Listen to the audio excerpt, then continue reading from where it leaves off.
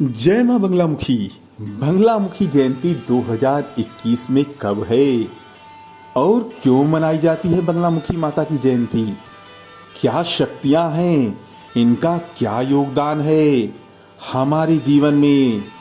आइए जानते हैं। पहले मां बंगलामुखी को प्रणाम करते हैं कि मां बंगलामुखी हम सभी की इस कोरोना से रक्षा करे, हमारे परिवार की, हमारे बंधु बांधवों की, मित्रों की और हमारे देश की अपनी स्तंभन शक्ति से रक्षा करे।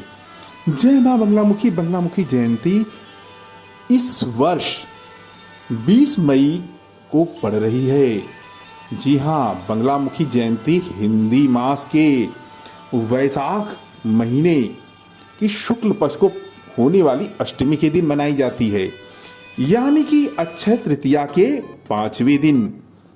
इस दिन भारत में बंगलामुखी देवी की जयंती बड़े धूमधाम से मनाई जाती है।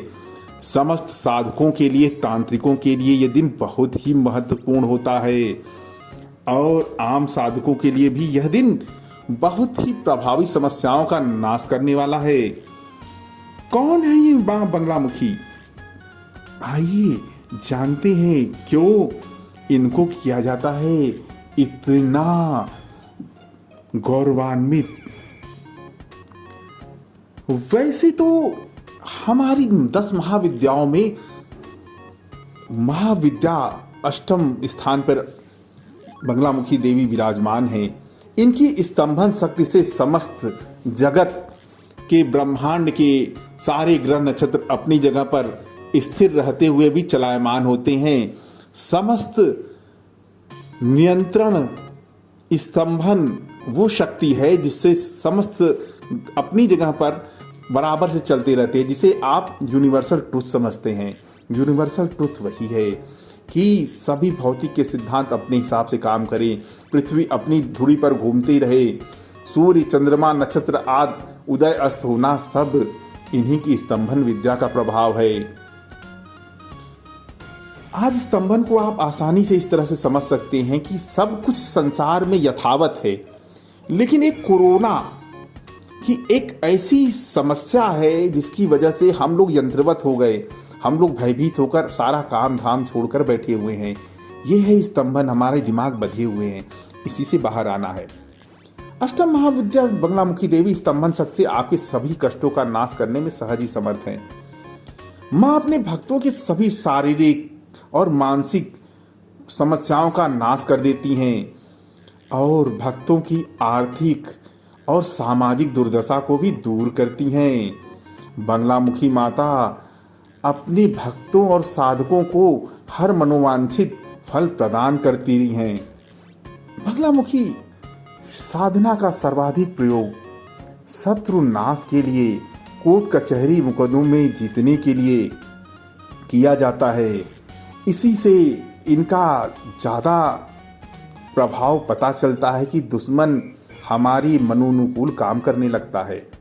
झूठे अभियोगों से भी ये मुक्ति दिलाती हैं। मां बंगलामुखी की उपासना से शत्रुओं का नाश होता है और भक्त जीवन की सभी बाधाओं से मुक्त हो जाता है। मां को पीला रंग अति प्रिय है, इसीलिए एक मां का नाम पीताम्बरा भी है। मां की पूजा में भी पीली सामग्री का बहुतायत प्रयोग होता है। वास्तव में मां की पूजा में उन्हीं चीज़ों का प्रयोग होता है जो विष्णु भगवान की पूजा में प्रयोग होता है, तुलसी दल के सिवा। क्योंकि मां की साधना सर्वप्रथम कहा जाता है कि भगवान श्री हरि विष्णु ने की। देवी मां के नाम का अर्थ क्या है? बंगला। बंगला शब्द संस्कृत के वल्गा का अपभ्रंश है, जिसका भावार्थ है अलौकिक सौंदर्य, जो देवी मां के दर्शन करने के बाद साधकों को प्रत्यक्ष ही अनुभव हो जाता है। मां जिस पर कृपा कर दें, दर्शन दे दे, वो साधक होश में रह जाए, ऐसा हो ही नहीं सकता। देवी बंगलामुखी का क्या स्वरूप है, आइए ध्यान करते हैं। 3 नेत्रों वाली स्वर्ण कांति युक्त बंगलामुखी देवी स्वर्ण के सिंहासन पर रत्न जड़ित विराजमान रहती हैं। स्वर्णमयी रत्न जड़ित रथ पर आरूढ़ होकर वो शत्रुओं का नाश करती हैं। चंपा के पुष्प की दिव्य माला का धारण करने वाली मां बगलामुखी भक्तों की समस्त समस्याओं का नाश कर देती हैं। वो एक हाथ में मुद्गर, दूसरे हाथ में शत्रु को जीवा को पकड़े हुए अपने भक्तों को संपूर्ण अभय देती हैं। माँ के भक्तों को कोई हरा ही नहीं सकता। वह जीवन के हर क्षेत्र में सफलता प्राप्त करता है। बड़े से बड़े तांत्रिक और प्रेत उपासक माँ का नाम सुनते ही भयभीत कांप जाते हैं। वो उनके साधकों से कोशिश करते हैं कि न सामना हो। आइए जानते हैं माता के व्रत की जो सरल विधि है उसको जानते हैं। सुबह उठकर स्नान कर लें, यदि संभव हो तो पीला कपड़ा ही पहने, नहीं तो कोई भी पहन सकते हैं। मन में मां बगलामुखी नमस्तुभ्यम का जाप करते रहें। पूजा में पीली सामग्री का प्रयोग करें, यथा हल्दी या केसर, बेसन का लड्डू या पीली बर्फी, पीला कनेर पुष्प या मां को अत्यंत पसंदीदा चंपा का पुष्प, ना हो तो पीला फूल और कोई भी ले सकते हैं। पीला वस्त्र धारण करें, पीला वस्त्र बिछाएं, मां को पीला वस्त्र अर्पित करें। किशमिश, पीली सरसों, ये इनकी पूजा में मुख्यतः उपयोग होती है। जयंती के अलावा मां का दिन बृहस्पतिवार माना जाता है। घर के मंदिर में पीला वस्त्र बिछाकर उस पर पीली सरसों डालें। मां की यंत्र सहित फोटो पश्चिम दिशा मुख करके वहां स्थापित कर दें। सामने एक पीतल का कलश, हल्दी डालकर उसमें जल भरकर गले तक स्थापित कर दें। पूर्व की मुंह और दिशा करके अपना मां की कथा पढ़ें एवं आरती करें। पीली सरसों पूजा उपरांत संपन्न होने के थोड़ी घर, कार्यस्थल और लोगों पर डाल दें ताकि उनकी समस्याओं का निवारण हो। शेष पंछियों को डाल दें। जल भी थोड़ा थोड़ा सब पे छिड़क कर, घर में छिड़क कर आपत्ति दूर होने की प्रार्थना करते हुए बचा हुआ पौधों में डाल दें। व्रत में एक समय या तो मीठा भोजन ले, अगर सक्षम है तो फलाहार करके व्रत रहें। मां बगलामुखी देवी की क्या प्रागट्य कथा है प्रामाणिक, आइए जानते हैं। कथा समुद्र मंथन के समय की है। समुद्र मंथन जो वैशाख शुक्ल तृतीया को प्रारंभ हुआ था।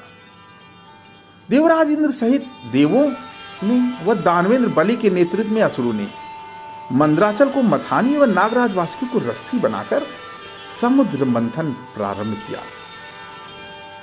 वैशाख शुक्ल तृतीया के दिन अक्षय तृतीया को ये प्रारंभ हुआ। प्रारंभ होने के साथ उसके घूमने की गति पर मंदराचल पर्वत की और दबाव समुद्र के अंदर बनता हुआ सारी जल धरती को डूबने के लिए चल पड़ा।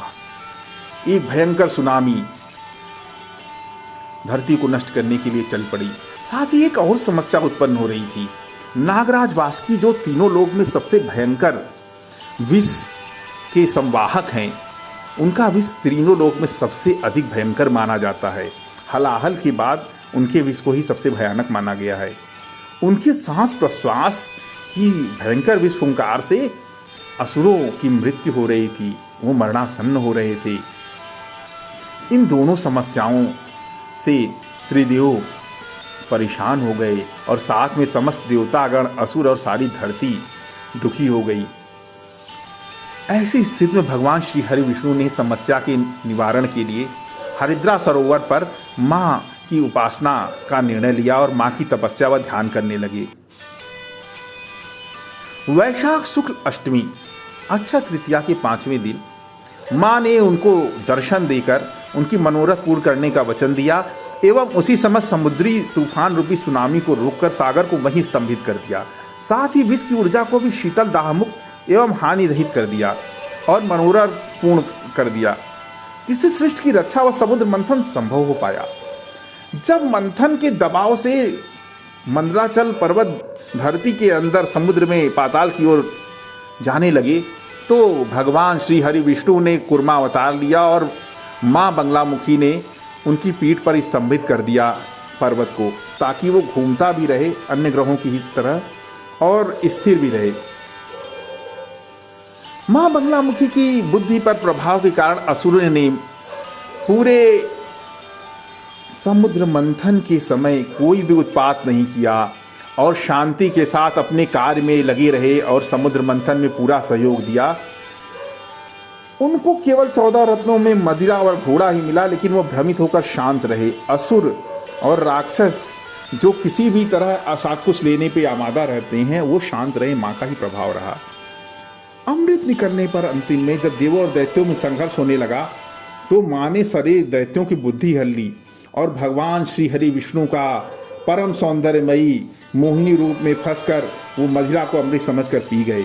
इस तरह देवताओं और मनुष्यों के मनोरथ को माँ बगलामुखी ने पूर्ण किया और समस्त 14 रत्न उनकी कृपा से प्राप्त हुए और देवता उस अमृत को पीकर अमर हो गए, जिसकी वजह से वो असुरों का समूल नाश करने में समर्थ रहे और असुर उन्हें फिर स्वर्ग से कभी च्युत नहीं कर पाए। जो इस कथा को सुनता व सुनाता उसके समस्त मनोरथ पूर्ण होकर रोग और शोक मुक्त होते हैं। जय माँ बगलामुखी। इस कथा को अधिक से अधिक लोगों तक शेयर और लाइक करिएगा ताकि सभी का कल्याण हो सके। जय माँ बगलामुखी।